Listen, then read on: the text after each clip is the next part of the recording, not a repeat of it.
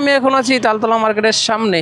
আর এখন যাব পাম্পে থেকে তেল ভরতে। গতকাল চেষ্টা করছি, অনেক তেল ভরতে পারি নাই, কারণ লাইন ছিল অনেক বড় আর রোদ ছিল। আজকের ওয়েদারটা ঠান্ডা, ভাবলাম যে এই ঠান্ডা ওয়েদারে দাঁড়ায় থেকে তেল নিতে পারবো, কোনো সমস্যা না। কিন্তু গতকালকের ওয়েদারটা যা ছিল, যেই গরম ছিল রোজা রাইখা, এই গরমের মধ্যে সিরিয়ালে দাঁড়ায় থেকে তেল নেওয়াটা খুবই কষ্টদায়ক হয়ে যেত।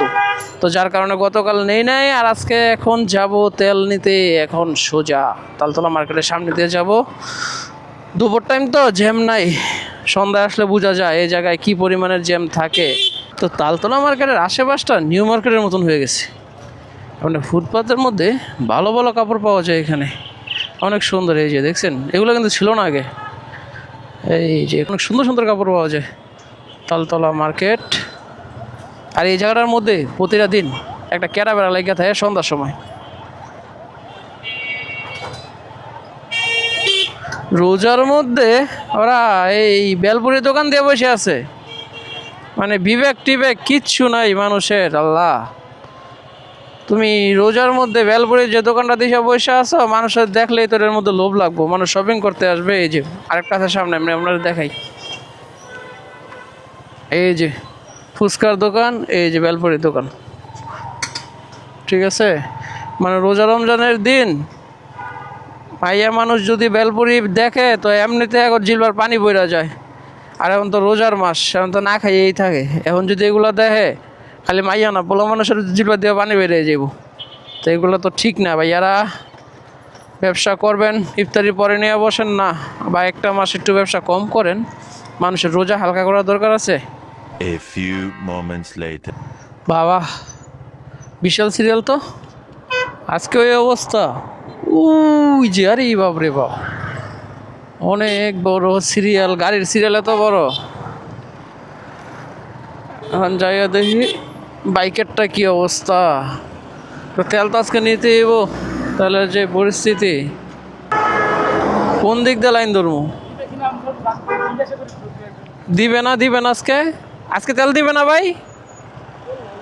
তেল নাই? তাইলে কি ওরা যেটা কইলে এটাই সত্য? তেল আসতেছে? কই আছে তেল? তেলটা আছে কই?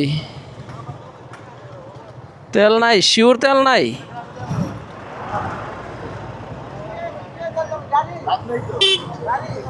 কি কই এডি, তেল কি শেষ? এখন কি করবো? এই বাইকগুলা কি করবে এখন?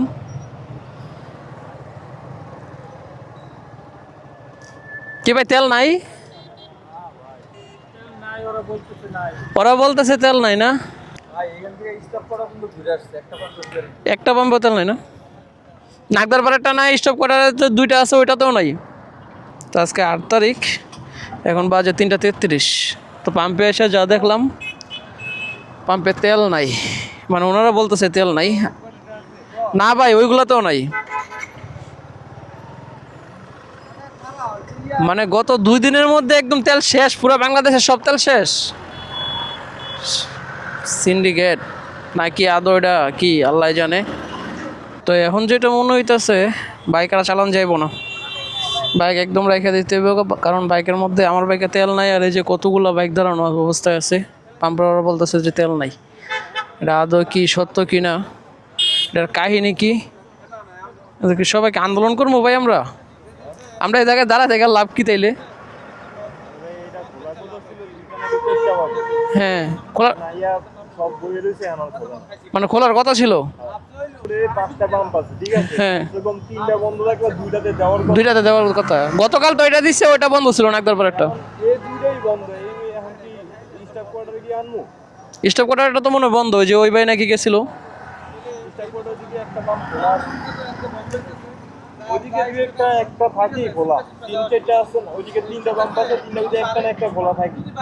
এই দুইটার ভিতরে দুইটাই বন্ধ করে আছে। আজিবারটাও নাই, মানে তেল নাই দেশে। আর ভাই তেল আছে ভাই, এই সব কিছু ব্যবসায়ী করে। সিন্ডিকেট নাকি? পুরো সিন্ডিকেট। 170 টাকা করে লিটার বেচে। 170 টাকা লিটার? তোরা ওরা তেলগুলা কই থেকে পায়? ওরা নিয়ে সেল দেয়। মানে এটাই বিজনেস এখন? হাই হাই, বাইক জমে যেতেছে প্রচুর। তো এই হচ্ছে অবস্থা, একদম পুরো ফুল। তো কিছু কিছু মানুষ চলে যাইতেছে যারা আমার মতন, ধরেন যে বাইক না চালাইলেও চলবে, কিন্তু কিছু কিছু মানুষ আছে যাদের বাইক খুবই প্রয়োজন চালানো। জায়গা ভাই তেল ভরবো না, বাইক রাইখা দিব বাসায়, চালামো না। ও ও বাইরের তেল বেশি।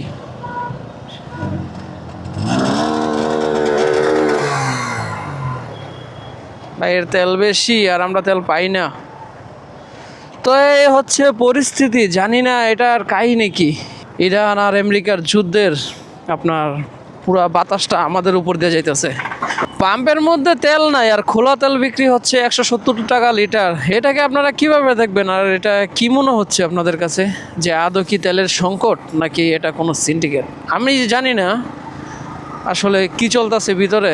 তবে এতে করে আমাদের মতন যারা বাইকার আছে তাদের খুবই কষ্ট হয়ে যেতেছে। শুধু বাইকার না, আপনি কিছু কিছু মানুষ বাইকার আছে যারা কিনা বাইক না চালাইলেও চলবে, কিন্তু বাইকই হচ্ছে অনেকের ইনকাম সোর্সের ব্যবস্থা। যেমন ধরেন পাঠাও রাইডার যারা আছে, উবারে রাইড শেয়ার করে, এমনিতে রাইড শেয়ার করে যারা, তারা কিন্তু এটা দিয়ে ইনকাম করে। এখন যদি তেলের যদি এরকম একটা পরিস্থিতি হয়, এরকম একটা সমস্যা হয়, কতদিনই বা বন্ধ থাকবে এটার কোনো নির্দিষ্ট কোনো গ্যারান্টিও নাই। তো এই মানুষগুলো কিভাবে চলবে?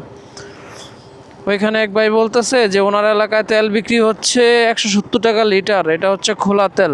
কিন্তু পাম্পে এসে দেখি কোনো পাম্পে তেল নাই। নাগদারপাড়, তিমুনি, স্টোভ কোয়ার্টার এগুলাতে কোনো পাম্প থেকে তেল দিতেছে না, ওরা বলতেছে তেলের সংকট।